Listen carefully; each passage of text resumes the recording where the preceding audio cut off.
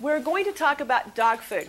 And I have to admit, dog food's kind of been my soapbox thing for a long time. And I'm going to give you Charlotte's opinion, as well as some pretty tried and true information. I'll let you guys kind of decipher for yourself what you think makes sense to you, and let you add your own, and add that to your own research. Basically, there are two types of dog food. You've got a meat-based foods and you have grain-based foods. A grain-based food doesn't digest as well for your dog, so he ends up eating more and you end up scooping more in the backyard. It's usually less expensive, but you have to buy more because you got to feed him more. A meat-based food, on the other hand, usually costs more, but the dog digests it better, and as a result, you get to feed less. It's better for him, and you scoop up less in the backyard. So you obviously want a meat-based food. Now, you should also go for a food that is naturally preserved. There's a lot of preservatives that they use that they have shown to be harmful to dogs' health. I believe one of the common ones that's really bad is ethoxyquin. And you don't see that very often anymore. It used to be a very popular preservative, but it's kind of gone by the wayside. So when you see the words naturally preserved or whatever, that's a good thing to look for. Then you look at, okay, when do I move him from puppy food to adult food? If you've got a big dog, your boxers, your Goldens, or some of your sporting breeds, you really don't want those dogs to grow too fast. Because if they do, their hips don't form properly or their knees don't form properly, and you could have some problems. So you want to switch those dogs off of puppy food onto adult food somewhere, I'm thinking maybe between 7 and 9 months. Good question to ask your vet as to what they feel. You'll see some foods that are large breed puppy. That's what it's designed for. So those puppies don't grow too fast. So make sure that you are really aware of that. You look at your different types of meat sources. You've got lamb, you've got chicken. Lamb's pretty good for allergy problems, skin and coat problems. So lamb does a nice job with that. Chicken's probably my favorite all-round food. I think that works really well on most dogs. Beef sometimes maybe puts a little bit of weight on, but beef's a good alternative. I've seen venison diets. I've seen fish and potato diets. The fish and potato diets are usually for dogs who have allergies. So those are all things that you can look at. But then you try and decide, okay, out of all these dog foods that all have chicken, which one do I feed? I'd highly recommend that you get the best food that you can afford. You want it to be all natural as much as possible. So if you look at the list of ingredients and it says human-grade chicken, yes, that's what you want. You don't want just chicken. Human-grade chicken would be far better. I would avoid things like poultry digest, which is just the internal organs ground up and thrown in dog food. Poultry byproducts, beaks, feathers, claws, ground up and thrown in dog food.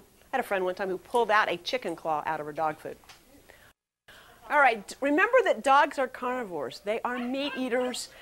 They are not grain eaters for the most part. They're not herbivores. They are carnivores.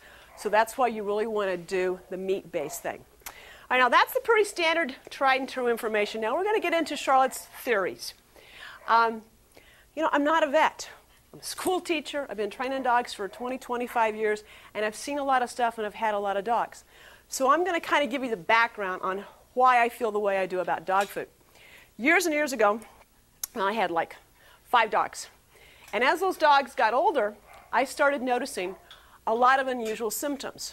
I saw sebaceous cysts, which are like little boils that come up, ear infections, lesions on Dancer's mouth that simply would not heal, hot spots, chewing and itching of the skin.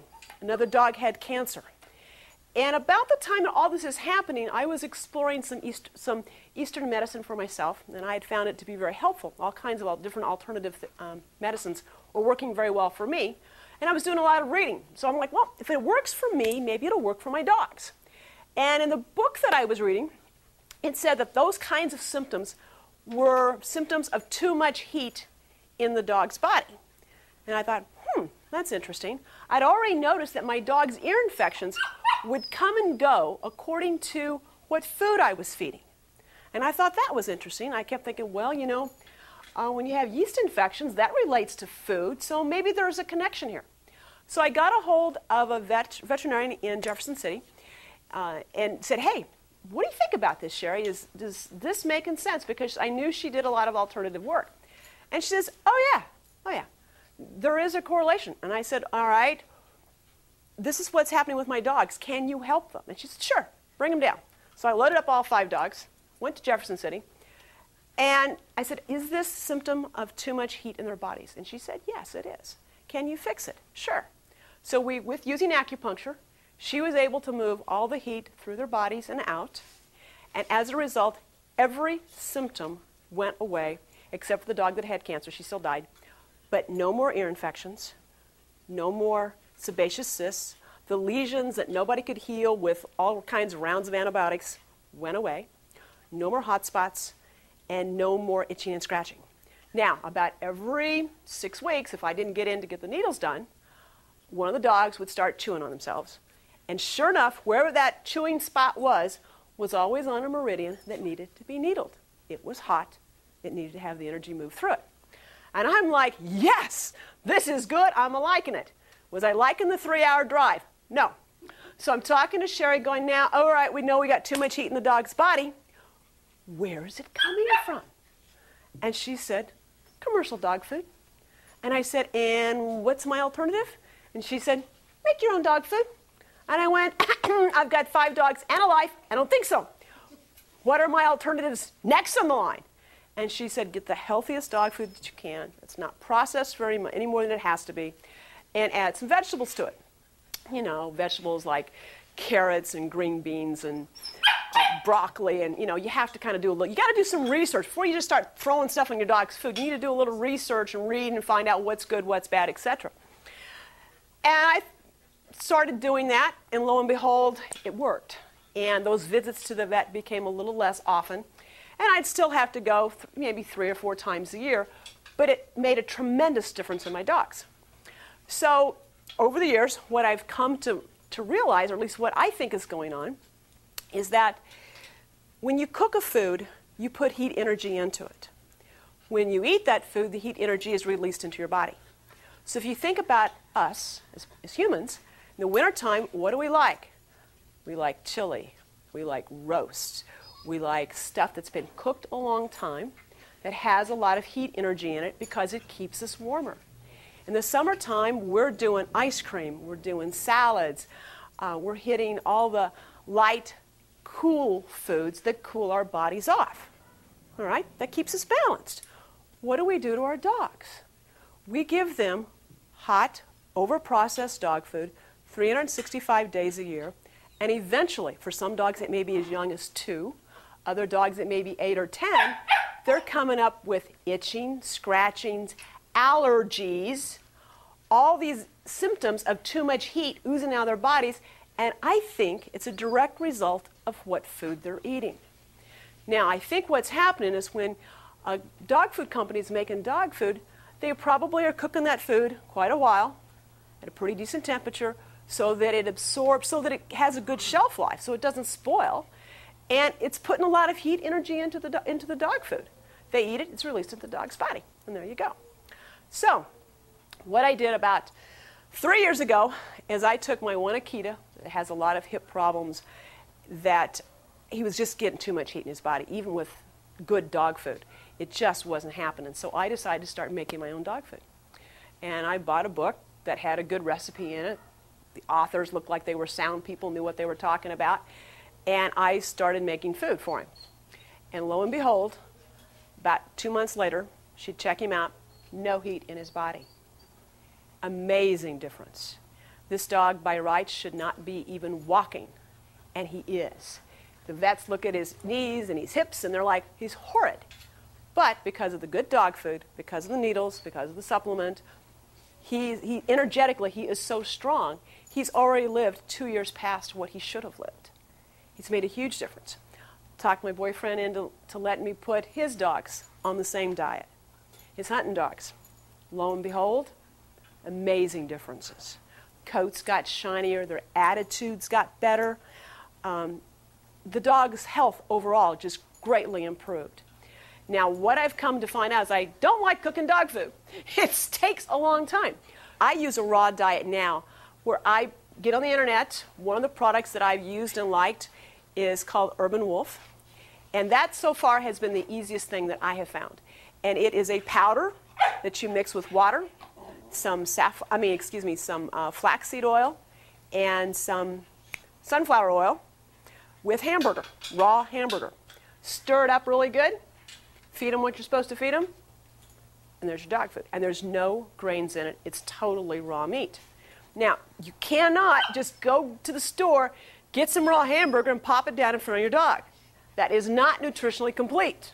So you've got to get one of these powders or something that you mix with it to make it a nutritious diet. Okay, that's huge.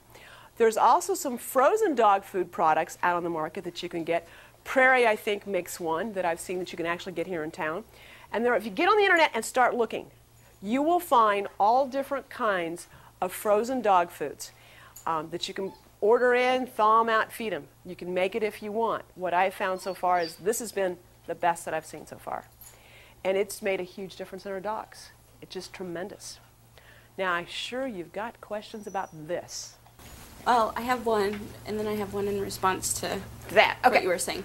I heard that you should not give dogs raw meat for many different reasons, but well, it depends. They have to get used to it. If you just slam them in with raw meat, you're going to have a problem. Because I did that one time. I gave the dog some raw steak, and I came home to explosive diarrhea. Midnight trip to the emergency clinic. Not a pretty sight. So you have to adjust them over. I did like 5 days of getting the dog used to the raw meat and have had no problems. So I know that's what they commonly used to say, but it's not. The alternative vets are not saying that now. okay. Well, mine's an eating thing that he's not supposed to eat, which is the kitty litter box. You mean the candy machine? Yeah, the candy machine. I really appreciate the help with that, but not that much. Well, what you need to do, you're not going to fix that. You need to take a baby gate and put it in front of the kitty litter box securely. Point it the other direction, clean it often. What about dog snacks? Dog treats are okay as long as you realize that you're feeding them extra food and stay away from corn and wheat. Lots of dogs are allergic to corn and wheat, and as a result, they get allergic to it. And a lot of snacks are made with corn and wheat. So that cuts out most of them. But they're okay. Just don't do a whole lot to where your dog's getting all kinds of extra calories that way. What about rawhides? Rawhides are all right as long as you pay attention to where they come from. So you want rawhides that are made in the United States, because if they're made out of the country, then you may have preservatives in the rawhide that isn't good for your dog.